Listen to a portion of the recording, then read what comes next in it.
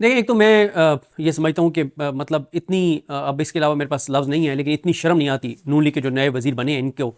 कि जिन्होंने आपको वज़ीर बनवाया है आप उनका शुक्रिया अदा करने के बजाय अभी भी कह रहे हैं कि मियाँ नवाज शरीफ साहब आपका बहुत बहुत शुक्रिया। भाई, जिन्होंने आपको जहाँ के आपने चक्कर लगाए हैं, जिनके दर पे आप जाते रहें, और यकीन करें जितने वजारत लेने के लिए ये जितने दरवाज़ों पर गए हैं, दर दर की इन्होंने दर दर पे गए हैं, भीख मांगी है, दर दर पे जाके और उस पर सर निगू हुए हैं, सजदा रेज हुए हैं सियासी तौर पर।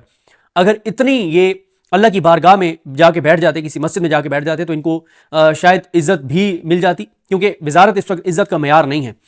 इस वक्त देखें ना कि सबसे बड़ा तो वज़ीर आज़म होता है ना मुल्क का, तो मुल्क के वज़ीर आज़म की जो इस वक्त इज्जत है वो आपके सामने है। तो एक तो ये बात मैं शुरू में कहना चाह रहा था कि इनको, जिन्होंने इनको वज़ीर बनवाया उन्हीं का शुक्रिया अदा करना चाहिए था, मियां नवाज शरीफ को खामखा में ये दरमियान में ले आए। दूसरी बात यह है कि एज ए पाकिस्तानी